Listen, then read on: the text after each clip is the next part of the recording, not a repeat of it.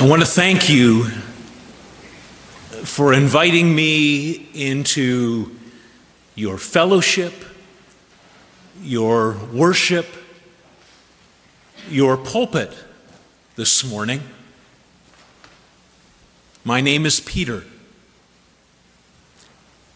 And even today, it is all still so clear. Every moment, every look, every word. I know these days you divide your history into the years before Jesus and everything else since. And I wanted you to know this morning that I really see my life in exactly the same way.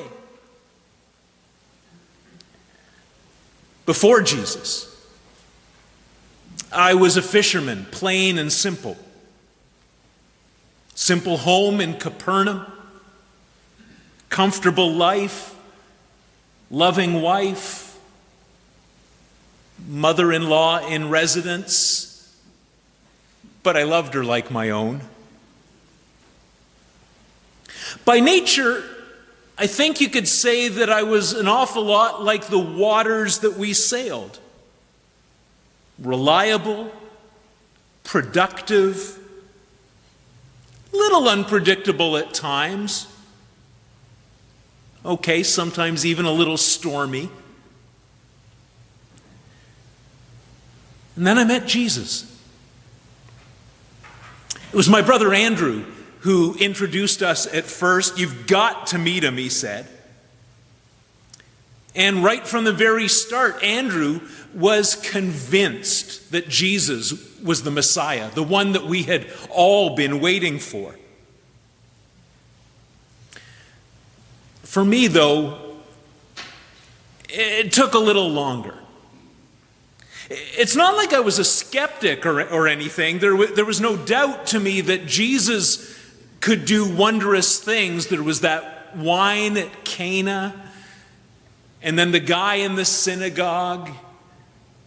And the way that my mother-in-law bounced back after Jesus told that fever to get lost amazed us all. But there was one sure way to get through to this fisherman's heart. And I guess you could say one sure way to get through this fisherman's thick head. And Jesus found it. It was that miraculous catch. To this day, I've only ever seen one other like it. He'd been preaching by the shore that day. And the crowd got so big and so close that he really couldn't be seen or heard. And so he simply stepped back into my boat, and we took him far enough offshore so that everybody could see him. But it was only when he'd finished talking to the crowd that he really began talking to me. He told us to head out deeper, to let our nets down once more in the middle of the day, after we'd already come back empty. Like Jesus knew anything at all about fishing. My parents raised me to be polite, so I went along with it. There was something special about him after it all. But when we did what he asked and started pulling the net back in, cords began to snap. The gunnels of the boat started to go under. The net was so full, it was so full that even two boats weren't enough to get the whole catch back to shore. And it was then and there, as I stared at this enormous pile of fish and then looked up at Jesus and saw him looking at me, that I knew. I knew who he was. And suddenly, I knew who I was too. It's like the door to my soul had been thrown wide open. I tore my eyes away. Lord, leave me. Leave me. For I am a sinful man. That's all I could say. It was like I had stumbled into the Holy of Holies, and I knew immediately that I did not belong there. That I did not belong in his presence.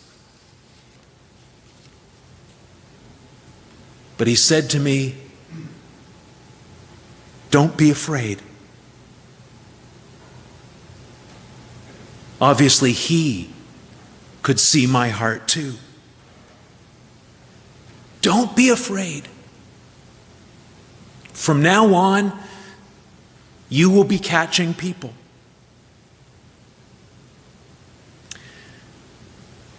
I'll never forget that moment.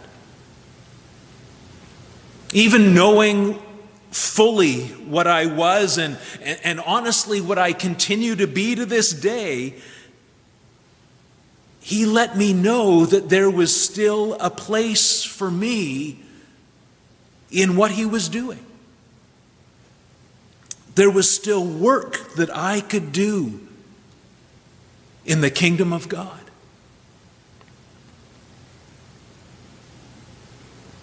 The next couple of years were incredible. So full, so powerful. The sermons he preached, the parables he told, the things that he shared just with us in private. And of course, the lives that he touched.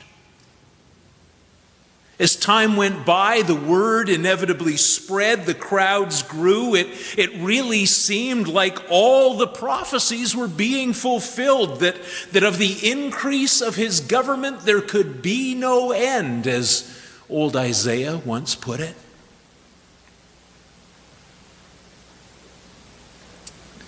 It's not to say that everything was sunshine and buttercups. First, there was the day he was driven out of Nazareth, no longer welcome in his own hometown, if you can believe it. And then John, his cousin, the baptizer, was arrested, and later we heard that Antipas, that old fox, had John killed. Actually served up his head on a platter.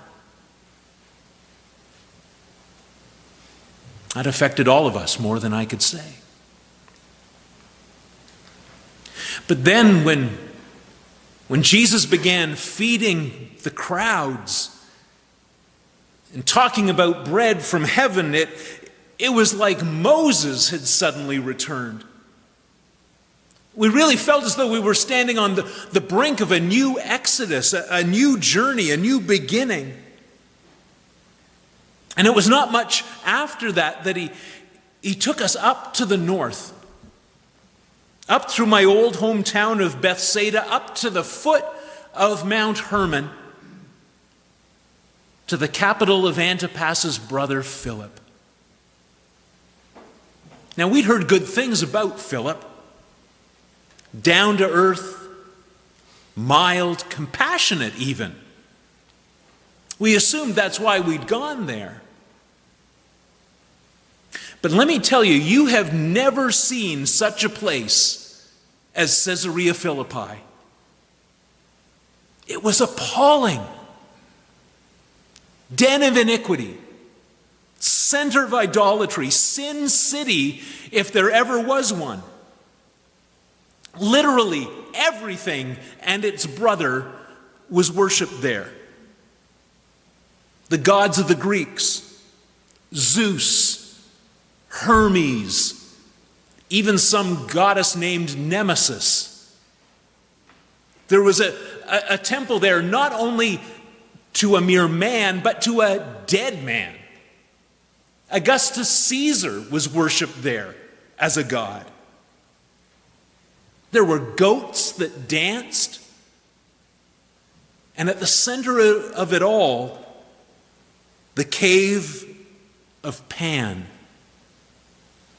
That gaping maw in the mountain into which the sacrifices were hurled. I tell you, it was more than I could stomach.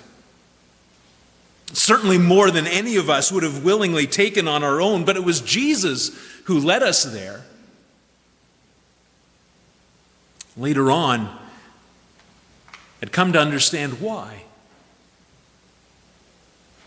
He was showing us the world's options.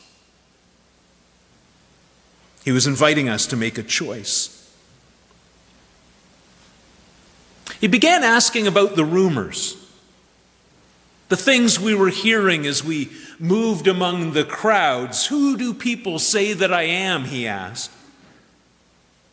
And of course the answers were about as predictable and about as wrong as most of the answers that I'm sure you hear even still today. But obviously the rumors weren't his primary concern, because suddenly he was asking about us. He was making it personal. Who do you say that I am? And I tell you, the words were out of my mouth before I even had a chance to think. I don't know whether they'd been sitting there just below the surface, just waiting for some chance to get out, or whether, in fact, they came bubbling up from some place deep within. But from what Jesus said, it seems like maybe they didn't come from me at all. I said, "You're the Messiah. You're the Messiah, the Son of the living God." If all of those stone gods perched up on the hillside could have glared, they would have. But not Jesus. I won't say he grinned, but it was like he smiled at me with his eyes. "Blessed are you, Simon, son of Jonah." That's what he said. Blessed. That's when I knew I had been given something incredibly precious. It wasn't flesh and blood that revealed this to you, he said. It was my Father in heaven. Imagine. The Almighty had spoken through me. And then he called me Peter, the rock, Mr. Reliable, solid as they come. That was me. And boy, did it feel good to hear that from Jesus. After that, we began to make our way back south, just jubilant, hopeful, full of expectation. But it wasn't too long once we started to make our way south. Just as I was thinking about painting something like Mr. Reliable or Rocky on the side of my boat, that I heard Jesus say something else.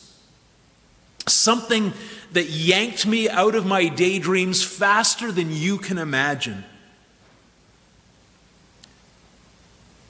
the Son of Man must undergo great suffering, he said, and be rejected by the elders, chief priests, and scribes, and be killed. Now, I know he said something else after that about the third day. But honestly, I really didn't process anything after he said that word killed. And I don't pretend to know everything that the prophets had to say about the Messiah. I am a fisherman after all. I am not a rabbi. But I was sure that that was not the way things were supposed to go. I thought maybe we'd headed up to the northern tip of the land so that as we marched south, we could pick up all the people as we went, so that when we arrived in Jerusalem, we would do so at the head of a crowd, a throng, an army. We were supposed to be marching toward a beginning,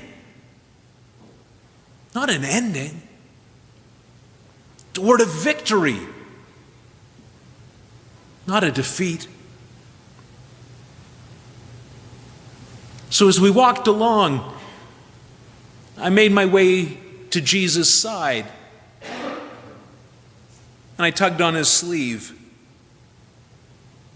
And together we stepped off the path, and the others continued to file by. "Master," I began. "Master, what you said about being killed, God forbid it. There's no way that you are supposed to die." I still couldn't get over the fact that he even suggested it.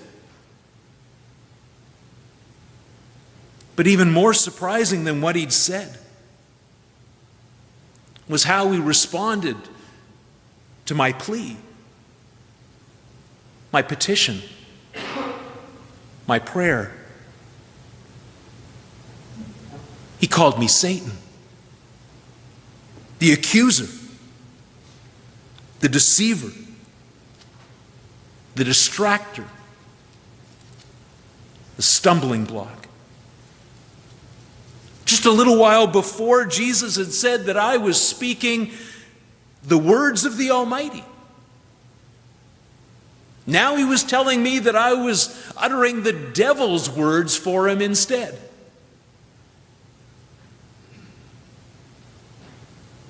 I didn't know what to say. For the first time in my life, there were simply no words. It was almost like that day back in the boat. There I was, still the sinful man, treading on the verges of the holy. And maybe you've ridden the same roller coaster yourself.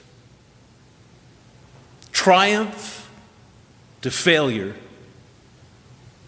in the space of a few days, a few miles, a few steps.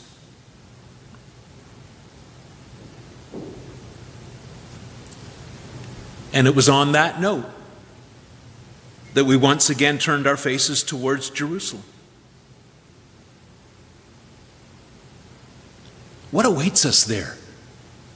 I wondered. What awaits him there? What awaits me there? Honestly, I had no idea at all. But he did. And in fact, it all unfolded just as he'd said. With rejection and brutality and death on a cross. Those moments, too, are still so clear.